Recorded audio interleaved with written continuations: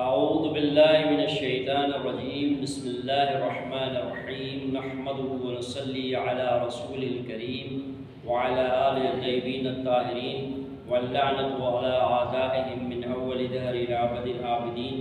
اما بعد فبسم اللہ الرحمن الرحیم۔ اصول کافی شریف سے احادیث کا سلسلہ ہے، اس میں ہمارا موضوع ہے ورع۔ ورع جو ہے پرہیزگاری کو کہا جاتا ہے، لیکن ورع اس پرہیزگاری کو کہا جاتا ہے کہ جس میں عمل کا اقدام ظاہری طور پر نہیں ہوتا، لیکن عمل کا اقدام نفس کی طرف ہوتا ہے، یعنی جو چیزیں ترک کرنی چاہیے نفس اس کے ترک کرنے کا اپنے اندر ہی تہیہ کر لیتا ہے۔ تو ان اعمال کو جن کو ترک کرنا چاہیے ان کو ترک کرنے کا نفس جب تہیہ کر لے، اس تہیے کا نام ورع اور تقویٰ ہوتا ہے۔ تو اس کے بارے میں امام علیہ السلام سے ایک بہت ہی لاجواب روایت وارد ہوئی ہے کہ حدید بن حکیم نے کہا سمعت ابا عبداللہ یقول اتقوا اللہ وصونوا دینکم بالورع۔ تو حدید بن حکیم نے کہا کہ میں نے حضرت امام جعفر صادق علیہ السلام کو فرماتے ہوئے سنا اتقوا اللہ وصونوا دینکم بالورع، اللہ کی تقوی اختیار کرو اور اپنے دین کی حفاظت کرو ورع کے ساتھ۔ یعنی ورع وہ صفت ہے جس سے مومن اپنے دین کی حفاظت کرتا ہے، جس صفت کو مومن اپنے دین کے لیے ڈھال قرار دے دیتا ہے۔ تو اب یہاں پر ایک اور روایت سے امام علیہ السلام فرماتے ہیں قال ابو جعفر علیہ السلام ان اشد العبادت الورع۔ اگر عبادت کے لحاظ سے ورع کو دیکھا جائے تو بہت ہی عمدہ عبادت ورع ہے، سب سے بڑی عبادت جو ہے وہ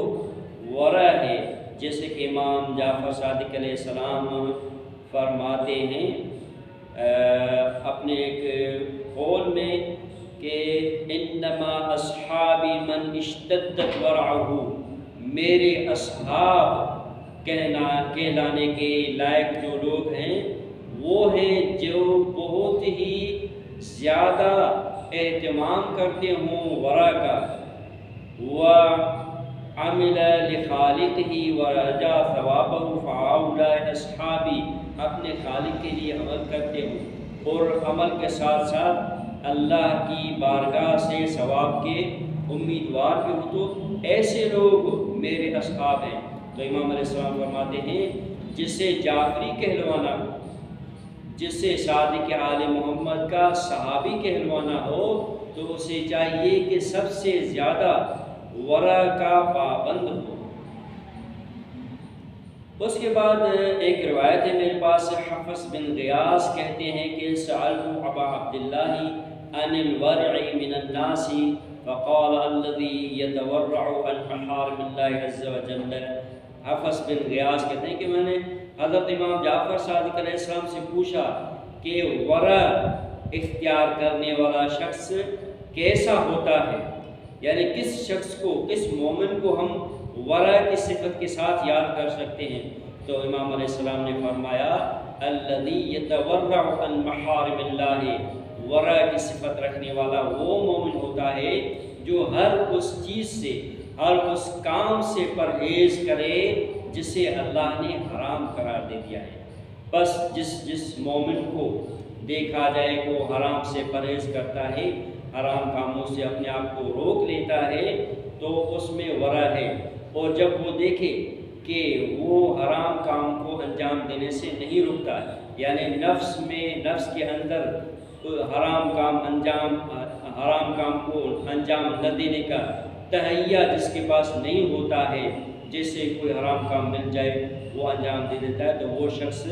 ورع رکھنے والا نہیں ہے۔ جب وہ شخص ورع رکھنے والا نہیں ہوتا تو صادق آل محمد کے اصحاب میں اس کا شمار نہیں ہوتا، یعنی اہل بیت کا